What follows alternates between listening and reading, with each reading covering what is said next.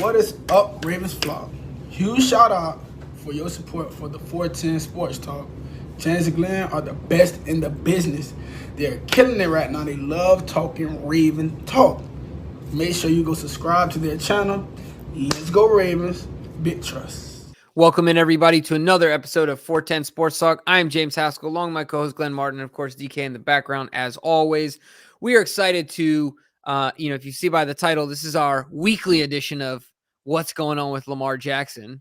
Remember when you were a kid and you did the "Where's Waldo" on the back of the cereal box? Oh yeah. Right? Like because I feel like every week it's like, "Where's Lamar Jackson? What's going on?" And of course, Yep. it's been reported today by Ian Rapoport that he's been told by his source or sources that Lamar Jackson is going to get the exclusive franchise tag. Now, this is not has not been formalized yet, but being reported by Ian Rapoport is a pretty good source to have. And so really what we're going to talk about is what it means, what are the potential outcomes, what we think this could mean. But really quickly, we're going to talk about a couple of things. And I just want to mention that if you're a Ravens fan, you already kind of knew this was going to happen, right, Glenn? Like, this is no surprise unless you're living under a rock at this point, right? Well, the franchise tag, is that what you mean? Yeah. Because what I want to make sure everybody understands is just because they put the tag on him, whenever I think it's the 15th, it's February something, they can put the tag on him. That doesn't mean that negotiations stop and that's the end of it, and he'll be playing under the tag or traded. No, it's just kind of part of the formalities. I know that it buys them some time. It also sets some deadlines along the way of when a deal must be struck. Mm-hmm. So it's not shocking at all, but I think anytime you see these types of predictions, it makes people assume that he's going to get tagged and that's it. And he's not going to be, that they're not going to come to some sort of long-term agreement. So I think some people will see this and get a little nervous, Jimbo. Yeah, and I would say, just like you said, Glenn, if you think of the three outcomes, it's either tag and trade, tag and play, tag and work out the deal. But historically, if I'm not, I know Matt Judon most recently played on the tag, but there haven't been, when I think of the tag people that have been given the tag by the Ravens, I think of Ray Rice, who got a deal done before the season started. I think of Terrell Suggs, who got a deal done before the season started. And I don't have all the history of the Ravens franchise up in front of me, but it's few and far between that a player actually plays on the tag, in my opinion, here in Baltimore. I mean, I think that there we go. If you look at the three options, I really think it comes down to two. It's tag and trade, or it's tag and a long-term deal. Once again, in my opinion, and DK just put up on the screen, Tuesday, February 21st, just like Glenn mentioned, is the beginning of the franchise and transition tag window, and it'll end March 7th. So I don't see why they're going to wait. I'm sure that'll happen on the 21st. Mm-hmm. And we'll get the news. But really what I want to break down, Glenn, and help the people understand, just like you said, don't panic. But this doesn't mean that Lamar Jackson's here for 1 year and that's it. And it also doesn't mean, like Glenn said, that he's getting traded. But so, if those are the moves, the Ravens can tag him, and then before the combine or during the combine, during that time, things start to bubble up a little bit, and he could end up getting traded. That is a possibility, right? But it is also worst case. Right, exactly. It is also possible that Lamar Jackson and the Ravens finally come to terms and get this done. So, Glenn, where do you see this at right now in your mind? Because I feel like the national media is very split as far as what they think is going to happen. And then, what are the salary cap implications if he does play on the tag? Yeah, that's the big question. So they also released the franchise tag numbers by position. So as you can see there, right at the top, 32.4 million would be the franchise tag number if Lamar were to ultimately play. Is that correct? This is non-exclusive. Yeah, now they're saying he will play under the exclusive tag. Right. It looks like they also brought out the transition tag, but certainly that won't be the case for Lamar. So that is the prediction of Rapoport, that it will be the exclusive tag, which I think is about 12 million more than this, about 45 million. 45 million. That just seems like that doesn't seem logical. And the reason I say that is because when you look at their overall cap space, they they could barely afford just to get compliant and under the cap to do the regular franchise tag, Jimbo. So I find it hard. I know that's Rap's, report, but how is it feasible? Like who's going to be left on this team around Lamar Jackson if he's on the exclusive deal? Like, do you look at that as a realistic option?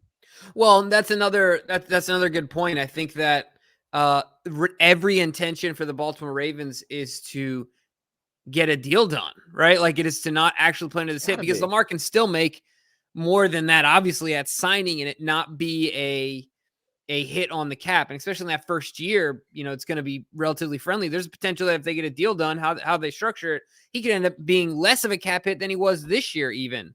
Right. In that first year, right? And then allow the back end to absorb all the big money when the contracts are supposed to go through the roof TV deal wise. Here we go. Look at this.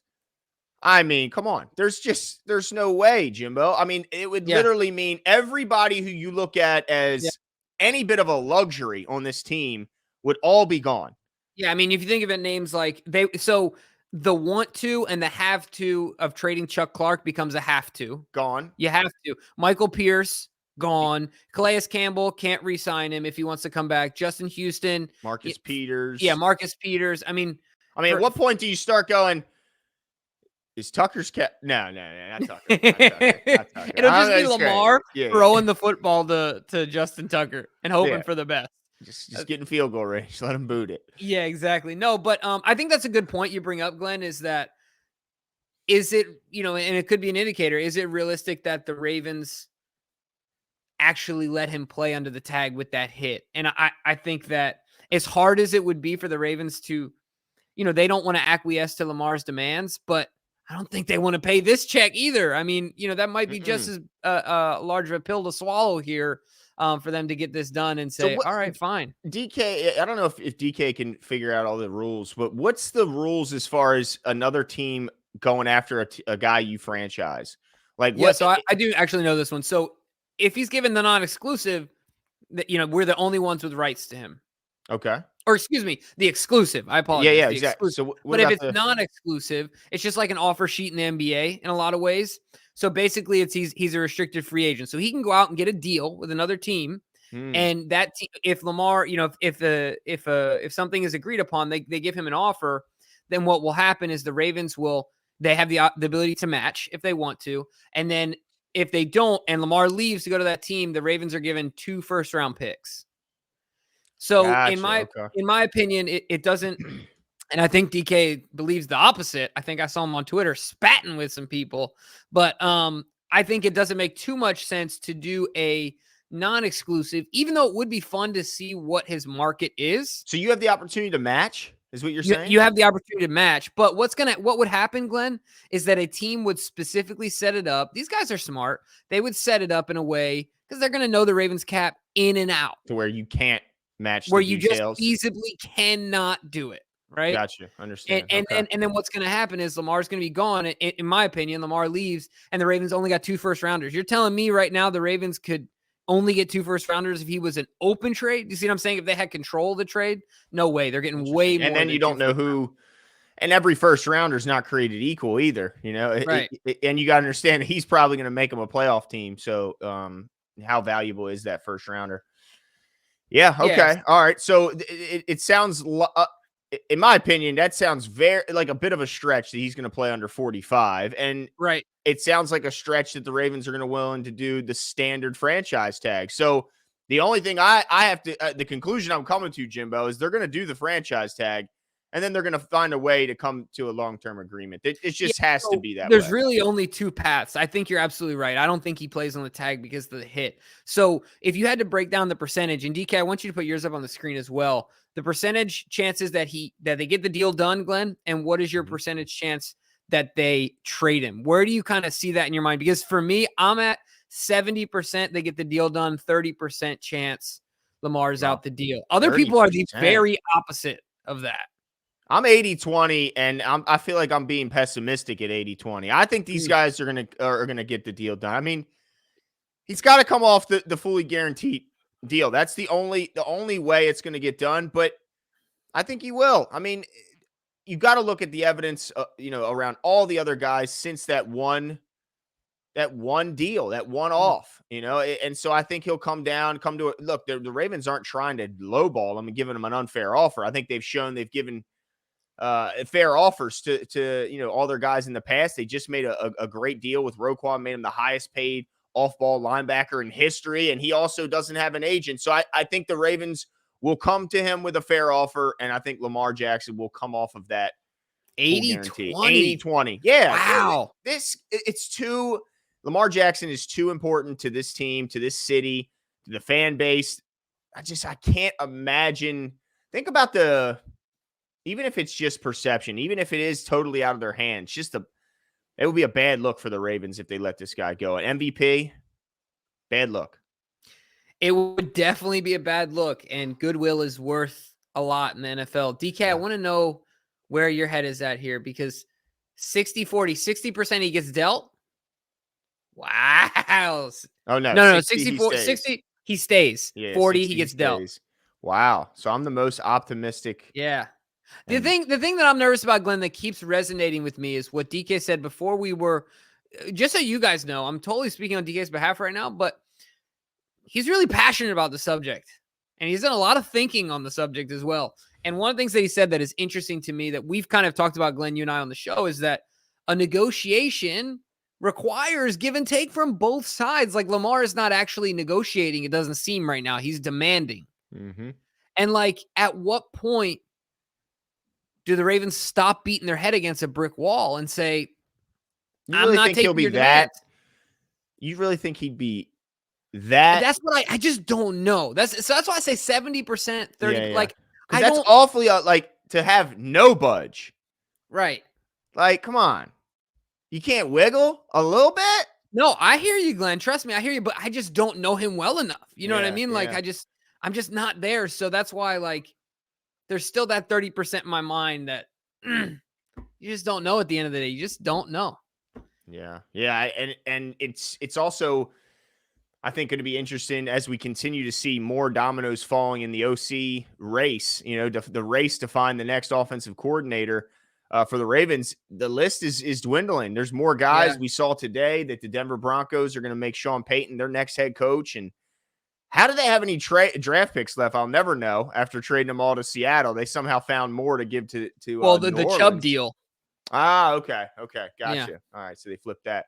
But it's going to be interesting to see who's left after all these jobs go. And if the Ravens get the guy they wanted, or if they ultimately end up having to settle for a guy who's left available, and then how that affects these negotiations as well. If Lamar kind of gives it his sign of approval, or I don't know how that impacts the negotiations.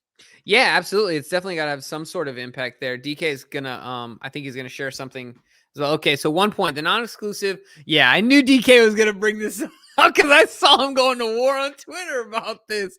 So the non-exclusive gives Lamar the chance to actually see for himself what he can get out there. I 100% agree with that, and I wish that were the only part of the non-exclusive and not the other part. The Ravens may believe that he needs to see it with his own eyes. I agree with you 100%, DK, but where I disagree is I really think that these cap guys know what they're doing, and what they would do is just simply put the Ravens in a bind. They would just simply put them in a team. Is it possible a team would only draft a contract just to run the price up and screw them over? Is that possible? No, DK says no. Well, because then the thing is that you're gonna, exactly. Then you're gonna turn around and pay the piper for it. If the Ravens call you on the table, worst case scenario is you get Lamar Jackson as your quarterback, and he probably leads you to the playoffs.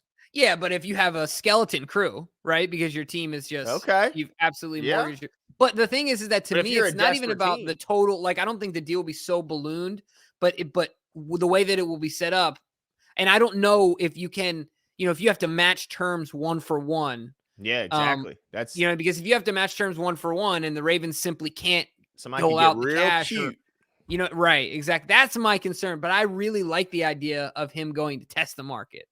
I like that idea. Yeah. Yeah. I mean, but look, right now the projected salary cap $27 million. Is that right? Yeah, and we're gonna have to make some serious moves and figure some things out. And yeah. It's going to be really interesting to see what happens. Right now, Glenn is the most optimistic that the Ravens re-sign at 80-20. And I'm still also optimistic. I'm at 70-30 and DK is at 60-40. I'm wondering if next week DK is going to be at 50-50. Any chance that Joe Burrow or Justin Herbert get a deal done before Lamar Jackson? Yeah, I mean, I think I wouldn't be surprised if Joe gets a deal done. I don't know. I'm just trying to think organizationally they both stink. Well, the Chargers are really bad at getting deals. I remember the Bosa holdout and